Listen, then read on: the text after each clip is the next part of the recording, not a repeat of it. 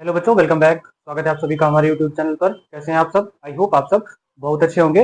अब आपका high school inter का जो बोर्ड एग्जाम था उसका रिजल्ट आ चुका है। सभी लोगों ने अपने अपने नंबर देख लिए हैं। तो अब जो बच्चे 9th से 10th में गए हैं और 11th से 12th में गए हैं वो अपनी तैयारी अभी से शुरू कर दें। हालांकि छुट्टियों का समय चल रहा है, अपने मामा नानी के यहाँ घूम घाम के पढ़ाई करते रहें, घूमते भी रहें और पढ़ाई भी करते रहें, क्योंकि जुलाई सेशन में जब से आपका स्कूल चालू हो जाएगा तब से आपको पढ़ाई स्टार्ट करनी ही चाहिए। ठीक है, आप करेंगे ही, वैसे भी स्कूल ओपन हो जाएंगे तब तक। ठीक है भैया, तो हम अभी यहाँ आज उत्तर प्रदेश बोर्ड प्रयागराज, जो कि आपका यूपी बोर्ड प्रयागराज है, यहाँ के लेटेस्ट सिलेबस के अनुसार क्लास 10 यानी कक्षा 10 की जो साइंस है, साइंस विषय में जो आपका भौतिक विज्ञान है, फिजिक्स है, उसको डिस्कस करेंगे। इससे पहले हमने रसायन विज्ञान को डिस्कस किया। रसायन विज्ञान में आपके कक्षा 10 के हिसाब से 4 चैप्टर आते हैं, उन चारों चैप्टर को सफलतापूर्वक फिनिश किया है। और अगर आप उनको पढ़ना चाहते हैं तो हमारे चैनल पे विजिट करें और पिछले वीडियोस को जाकर के जरूर देखें। ठीक है भैया, तो हम यहाँ आज बात करेंगे आपका जो पहला चैप्टर है, प्रकाश,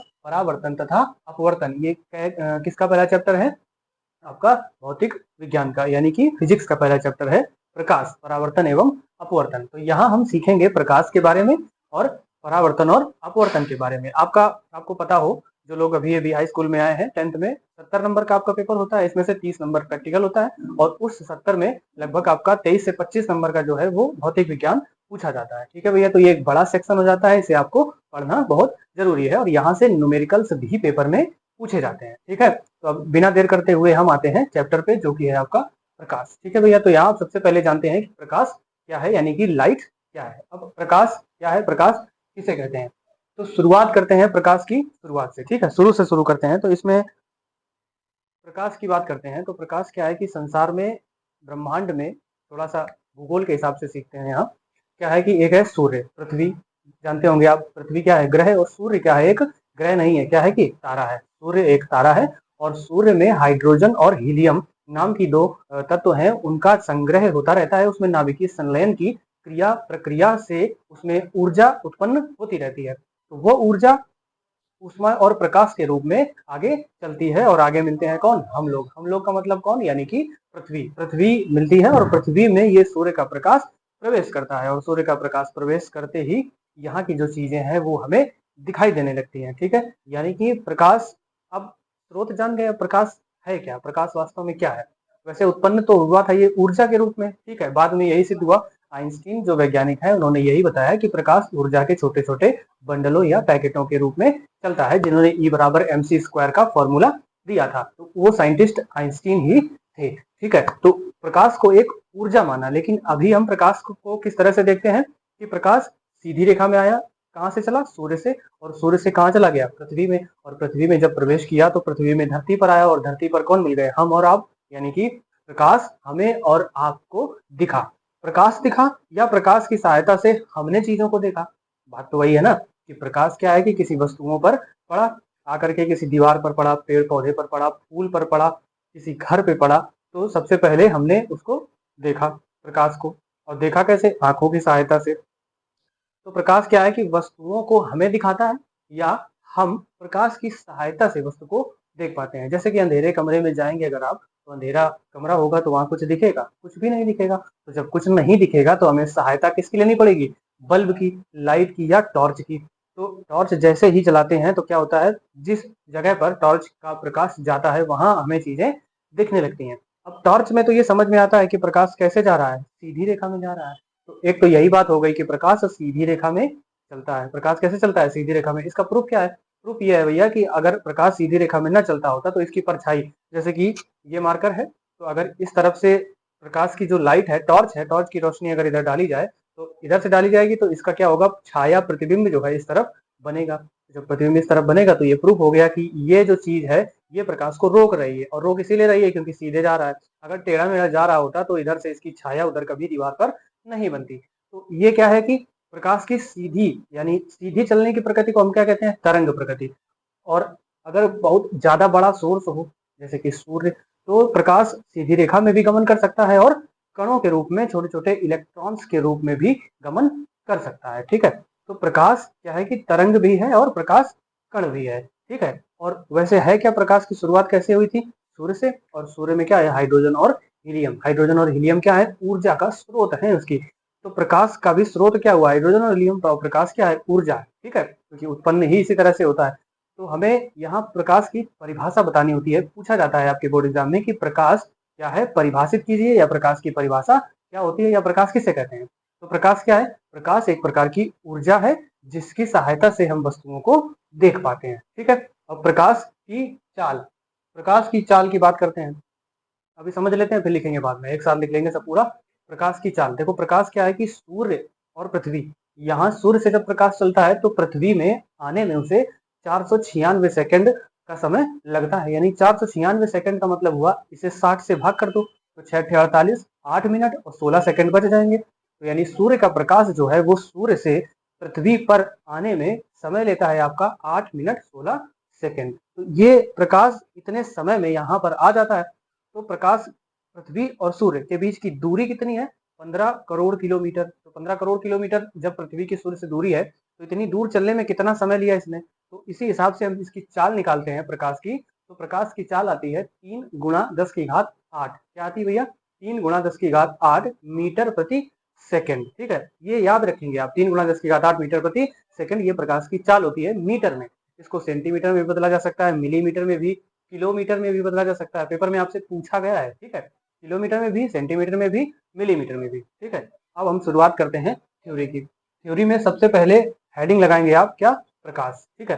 प्रकाश की हेडिंग लगाएंगे और प्रकाश के बारे में लिखेंगे।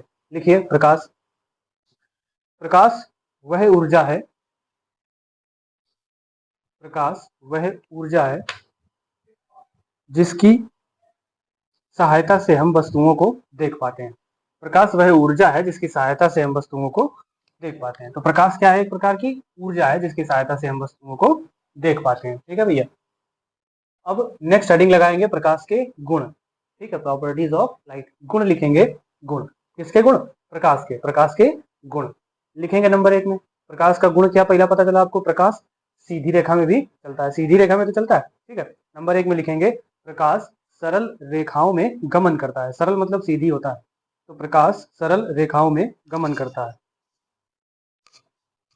नंबर 2 में लिखेंगे प्रकाश विद्युत चुंबकीय तरंग है, प्रकाश विद्युत चुंबकीय तरंग है, इसलिए इसे संचरण के लिए माध्यम की आवश्यकता नहीं पड़ती, इसलिए इसे माध्यम की आवश्यकता नहीं पड़ती। नंबर 3, प्रकाश अपारदर्शी वस्तुओं की तीक्ष्ण छाया बनाता है, प्रकाश अपारदर्शी वस्तुओं की तीक्ष्ण छाया बनाता है। नंबर 4 लिखेंगे प्रकाश की चाल निर्वात में सबसे अधिक है, प्रकाश की चाल निर्वात में सबसे अधिक है। अब अगर नंबर 3 में क्या लिखा है आपने कि प्रकाश क्या है, अपारदर्शी वस्तुओं की तीक्ष्ण छाया बनाता है। अपारदर्शी का मतलब है ये मार्कर ही अपारदर्शी है, पारदर्शी जो चीज होगी उसमें से प्रकाश आर पार हो जाएगा, इससे तो हो नहीं पाएगा। तो प्रकाश ये क्या है, अपारदर्शी है, ठीक है। तो ये अपारदर्शी है तो इसकी छाया बनाएगा, बिल्कुल जाहिर सी बात है, छाया बनाएगा। और नंबर 4 में क्या लिखा है कि निर्वात में प्रकाश की चाल सबसे ज्यादा होती है। निर्वात का मतलब है पृथ्वी और सूर्य के बीच क्या है, कोई भी गैस नहीं है, कोई भी वातावरण नहीं है, तो वहां प्रकाश सीधे चलता है। ये बात उसी तरह से है कि एक व्यक्ति अगर बाइक से जा रहा है, कहाँ, हाईवे पर, ठीक, एक्सप्रेस वे पर जा रहा है मान लीजिए, तो एक्सप्रेस वे पर जब कोई जाता है तो रोड खाली अगर मिली तो क्या है कि बहुत तेज भगाते हुए जाएगा, वहीं फुल स्पीड से जाएगा, अपनी जो उसकी ताकत होगी उतनी स्पीड से वो जाएगा। लेकिन वहीं अगर ट्रैफिक है, चौराहे के पास पोंपो पीपी हो रहा है, तो क्या है कि गाड़ी चलेगी नहीं, फिर धीरे धीरे जाएगा। तो क्या है, वही प्रकाश के साथ है। प्रकाश जब तक पृथ्वी में नहीं होता है तब तक तो बहुत तेज चलता है, यानी वहां कोई उसको ट्रैफिक नहीं मिलता है। लेकिन जैसे ही पृथ्वी में प्रवेश किया, अब पृथ्वी में क्या है, कई सारे कण हैं, धूल के कण हैं यहाँ पर, और कहीं बादल है, कहीं पानी बरस रहा है। तो ये सारी चीजों का सामना करते हुए प्रकाश चलता है। तो जब कोई भी ट्रैफिक नहीं होता है प्रकाश के रास्ते में, यानी पृथ्वी से बाहर होता है, तो उसको हम बोलते हैं निर्वात, ठीक है, याद रखेंगे, निर्वात यानी वैक्यूम। अगर साफ कर दें, सभी गैसें निकाल लें किसी भी जगह से, तो वो फिर निर्वात हो जाती है, वहां कोई गैस नहीं है, अर्थात वो निर्वात है। तो प्रकाश की चाल निर्वात में सबसे ज्यादा होती है, ठीक है, ये याद रखेंगे आप। और चाल होती कितने है, 3 गुणा 10 की घात 8 मीटर प्रति सेकंड। अच्छा, एक चीज और लिखिए, दूसरे नंबर में क्या लिखा है कि प्रकाश विद्युत चुंबकीय तरंग है। प्रकाश कैसा है, विद्युत चुंबकीय तरंग, यानी इलेक्ट्रोमैग्नेटिक वेव्स, यानी light is a form of electromagnetic waves, यानी प्रकाश जो है विद्युत चुंबकीय तरंगों के रूप में चलता है।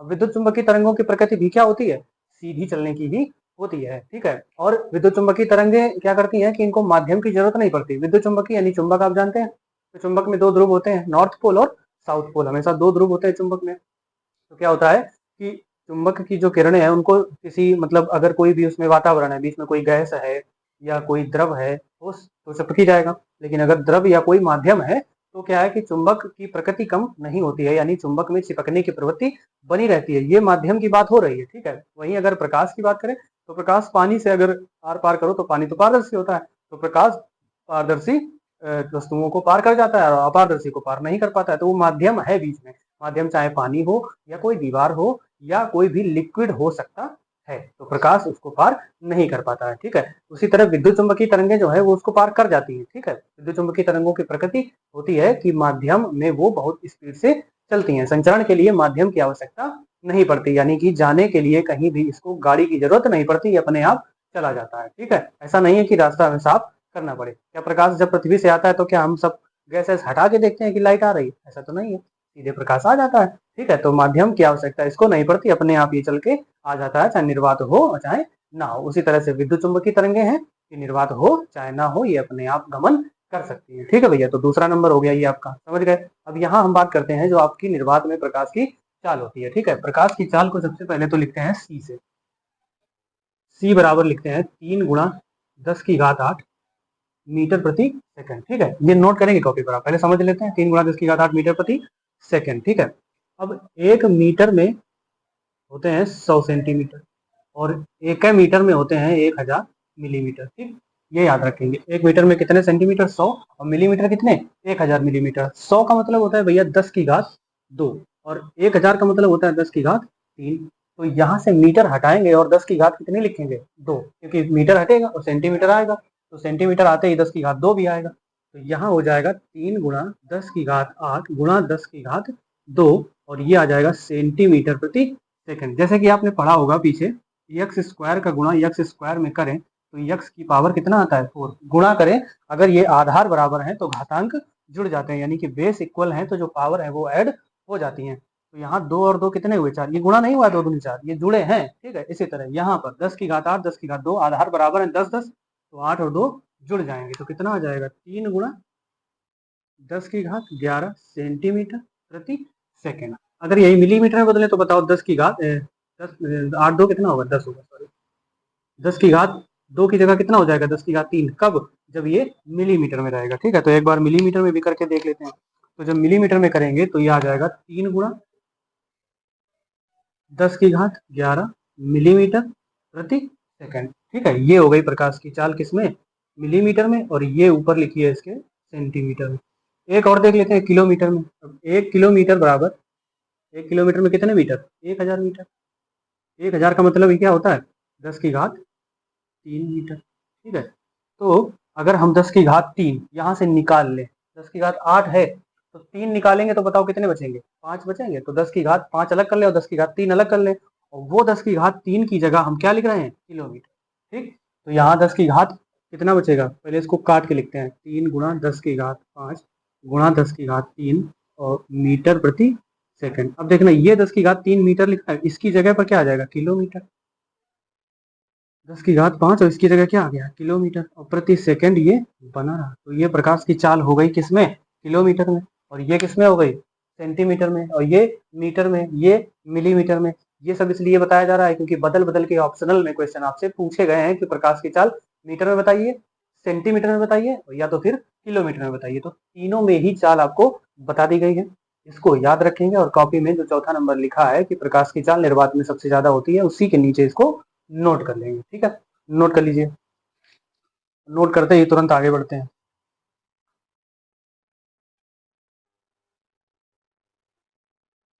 ठीक है। नोट कर लिया। अब देखते हैं अगली हेडिंग जो कि है आपकी परावर्तन। हेडिंग लगाएंगे क्या? परावर्तन। इसको हटा रहे हैं, हेडिंग क्या लग जाएगी आपकी? परावर्तन, ये वाली। परावर्तन यानी कि रिफ्लेक्शन। परावर्तन किसे कहते हैं? परावर्तन किसे कहते हैं? अब ये समझते हैं परावर्तन क्या होता है। परावर्तन क्या बोला है? क्या होता है कि प्रकाश जब सूर्य से चला तो पृथ्वी में आया, अब किसी चमकदार चीज पर पड़ा, धरती पर, मान लो कोई टीन है या चिकनी दीवार है या कोई कांच है या शीशा है, मिरर है, तो उसमें टकराया और टकरा के क्या हुआ, वापस उसी दिशा में चला गया। शीशा में तो घुस नहीं जाएगा, जो मिरर होगा जिसमें हम लोग अपनी फोटो देखते हैं, उसमें अंदर तो चला नहीं जाएगा, उससे टकरा के तुरंत वापस लौटेगा। टीन है तो उससे टकराएगा, तुरंत वापस लौटेगा। तो वापस लौटने की जो क्रिया हो रही है, ये क्या हो रहा है, प्रकाश का परावर्तन हो रहा है। इस घटना को ही क्या कहते हैं, परावर्तन कहते हैं। क्या होता है कि प्रकाश जब किसी चिकनी खुरदुरे पृष्ठ पे नहीं, अगर कोई काली पन्नी है या कोई जमीन काली है, रोड है ना, खेत है, तो उसमें से प्रकाश थोड़ी ना वापस चला जाएगा, उसमें चला जाता है, समा जाता है। तो जिन चीजों से प्रकाश लौटता नहीं है उसमें परावर्तन नहीं होता है, और जिसमें चमकता है, जिसमें प्रकाश पड़ता है और रिफ्लेक्शन हमारी आंखों में पड़ता है, तो उसको हम कहते हैं, क्या कहते हैं, परावर्तन। ठीक है। तो प्रकाश जब किसी चिकनी या पॉलिशदार सतह पर पड़ता है तो उसका अधिकांश भाग वापस उसी दिशा में लौट जाता है, और यही घटना क्या कहलाती है, प्रकाश का परावर्तन कहलाती है। क्या कहलाती है, रिफ्लेक्शन। तो जान गए परावर्तन क्या होता है, कि जब प्रकाश किसी चिकनी या पॉलिशदार, पॉलिश भी कैसी, वो भी चिकनी, ठीक है, चिकनी यानी चमकदार, व्हाइट, ठीक, सामान्यतः लेड ऑक्साइड का पेंट होता है। जो शीशा होते हैं, मिरर, जिसमें हम लोग अपना देख के सुबह सुबह कंघी अंगी करते हैं, तो वो क्या होता है, उसमें लेड ऑक्साइड का पीछे पेंट कर दिया जाता है, कांच होती है बेसिकली, ठीक है, उसके बारे में हम आगे पढ़ेंगे, दर्पण जब आएगा तो उसकी बात होगी, ठीक है, इसी लेसन। तो वो लेड ऑक्साइड की पेंट होती है, तो प्रकाश आर पार नहीं हो पाता है, टकरा के तुरंत लौट जाता है, ठीक है। तो उसमें क्या, कौन सी घटना हो जाती है, परावर्तन की घटना हो जाती है, ठीक है। तो हेडिंग क्या पड़ी है, प्रकाश का परावर्तन यानी परावर्तन। परावर्तन में लिखेंगे कि लिखेंगे जब प्रकाश किसी चिकने या पॉलिशदार सतह पर पड़ता है तो उसका अधिकांश भाग वापस उसी दिशा में लौट जाता है, लौट जाता है। यह घटना प्रकाश का परावर्तन कहलाती है, या इसे ही प्रकाश का परावर्तन कहते हैं, ठीक है। या दूसरी परिभाषा भी इसकी लिख सकते हैं इसी तरह से, या करके भी इसमें लिख दीजिए क्या, कि वह प्रक्रिया जिसमें प्रकाश की किरणें किसी चिकनी या पॉलिशदार सतह पर पड़कर अधिकांशतः उसी माध्यम में लौट जाती हैं, परावर्तन कहलाता है। क्या कहलाता है, परावर्तन कहलाता है, ठीक। तो ये तो हो गई परावर्तन की बात। अब परावर्तन के आगे चलते हैं, परावर्तन के नियम। नेक्स्ट आपकी जो हेडिंग रहेगी वो क्या रहेगी, परावर्तन के नियम। हेडिंग लगा लेंगे सभी लोग, परावर्तन के नियम। परावर्तन के नियम के बारे में पढ़ते हैं, ठीक। पहले समझ लेते हैं। प्रकाश क्या है कि चिकनी सतह पर पड़ा, मान लिया ये बोर्ड है, इधर से आया प्रकाश, यहाँ पड़ा और यहाँ से टकराने के बाद वापस इसी दिशा में लौटा। तो प्रकाश की एक किरण आई और आ करके निकल गई, ठीक। तो एक जो किरण आती है, सीधी रेखा में प्रकाश चलता है, तो जो आ रही है किरण उसको हम बोल देते हैं किरण, ठीक है। तो ये किरण आई, इधर से प्रकाश डाला तो यहाँ पर टकराई और ये वापस चली गई। तो जो आने वाली किरण होती है इसको हम बोल देते हैं आपतित किरण। क्या बोल देते हैं, आपतित किरण। और जो जाने वाली किरण है, टकरा करके वापस लौटी, इसको बोल देते हैं परावर्तित किरण। और ये जो नीचे है ये क्या है, परावर्तक तल यानी परावर्तक सतह है। यहाँ पर किरण टकराएगी, चिकनी है, एक तरफ चिकनी है और दूसरी तरफ खुरदुरी है, यानी आर पार ना हो पाए प्रकाश। अगर आर पार हो जाएगा तो फिर वो परावर्तन नहीं होगा, कुछ और हो जाएगा। कुछ और क्या है, अपवर्तन हो जाएगा, वो हम आगे पढ़ेंगे, ठीक। अभी से क्या पढ़ रहे हैं, परावर्तन। तो यहाँ इस सतह पर किरण टकराती है और वापस उसी दिशा में लौट जाती है। तो आपतित किरण और परावर्तित किरण जिस बिंदु पर मिलती हैं, वहीं से हम ऊपर की तरफ एक अभिलंब खींचते हैं, एक रेखा खींचते हैं, उसका नाम क्या देते हैं, अभिलंब, ठीक है। तो यहाँ से आपतित किरण और अभिलंब के बीच में एक कोण बनता है, इसको आई से लिखते हैं। इसी तरह अभिलंब और परावर्तित किरण के बीच एक कोण बनता है, जिसको आर से लिखते हैं। तो एक को कहते हैं हम आपतन कोण, आने वाला जो कोण होगा उसको क्या कहेंगे, आपतन कोण। आने वाला कोण आपतन कोण। आने वाले से मतलब है कि जो किरण आ रही है उसके साथ में बना हुआ कोण। कौन सी किरण, जो आ रही है, ये वाली आ रही है, तो आने वाली किरण के साथ आपतन कोण और जाने वाली किरण के साथ परावर्तन कोण, क्योंकि परावर्तन हो चुका है, ठीक है। तो ये पूरा फिगर आपका हो जाता है, इस चित्र को बना लेंगे और इसी चित्र से आते हैं क्या, परावर्तन के नियम, ठीक। पहला नियम क्या आता है, ये सब कुछ क्या है, एक ही तल में निश्चित बिंदु पर स्थित है। पहला नियम ये आ जाता है, नाम लिख करके। किस तरह से, पहला नियम क्या होता है, आपतित किरण, अभिलंब और परावर्तित किरण तीनों एक ही तल में, एक ही तल तो है, एक ही तल में निश्चित बिंदु पर स्थित होते हैं। ये पॉइंट है, इसी जगह पर तीनों है, तीनों एक ही तल में निश्चित बिंदु पर स्थित होते हैं। ये आपका हो जाता है परावर्तन का पहला नियम। और दूसरा जो हो जाता है कि आपतन कोण आई परावर्तन कोण आर के बराबर होता है, यानी आपतन कोण बराबर किसके, परावर्तन कोण के।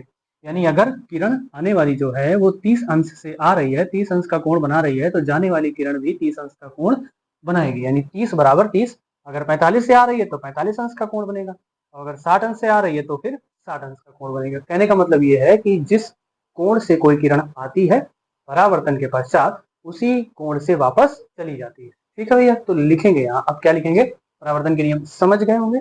अब लिखते हैं, पहला नियम लिखे, आपतित किरण, अविलंब, परावर्तित किरण।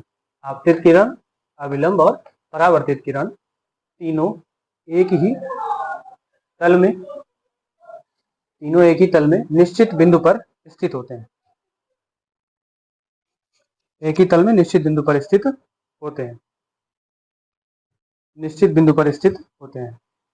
और दूसरा लिख लेंगे, आपतन कोण आई, आपतन कोण आई परावर्तन कोण आर के बराबर होता है। क्या लिखेंगे दूसरा, आपतन कोण आई परावर्तन कोण आर के बराबर होता है। ठीक, यानी कोण नीचे लिख देंगे, कोण आई बराबर कोण आर। ये जरूर लिखेंगे, ये नहीं लिखेंगे तो गलत माना जाएगा। ये चाहे ना लिखो 30, 45, 60, लेकिन इसको जरूर लिखेंगे।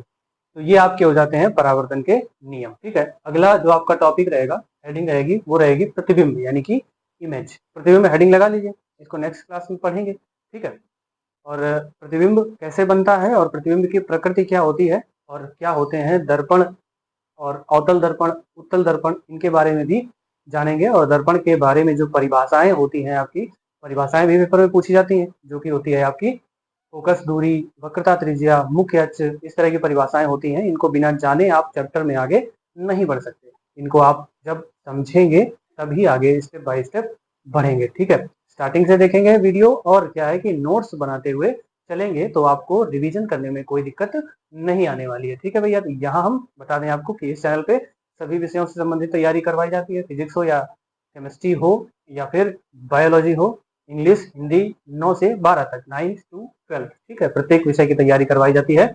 जो लोग चैनल से जुड़कर तैयारी करते हैं निश्चित ही उनको पेपर में यानी बोर्ड एग्जाम में सफलता मिलती है। ठीक है भैया, तो अभी क्या करेंगे आप, अगर चैनल को सब्सक्राइब नहीं किया है तो चैनल को सब्सक्राइब कर लें, और वीडियो कैसा लगा कमेंट बॉक्स में जरूर बताएं। ठीक है, तो मिलते हैं नेक्स्ट वीडियो में, तब तक के लिए जय हिंद जय भारत।